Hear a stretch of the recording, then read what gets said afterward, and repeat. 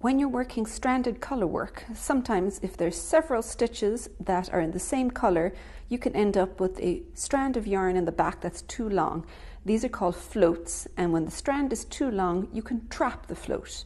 I'm going to show you how to trap it both in the right and the left hand. So this time we're working with the right hand and we want to trap the left. So I go in to knit the stitch, lift the left hand that I'm floating over, knit the actual stitch, and then pull it through, trapping the float behind. To trap yarn from the right hand, you're going to go into the stitch.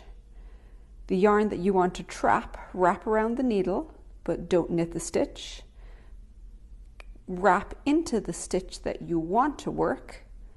Unwrap the first yarn that we want to float, and then finish knitting that stitch, trapping the yarn behind.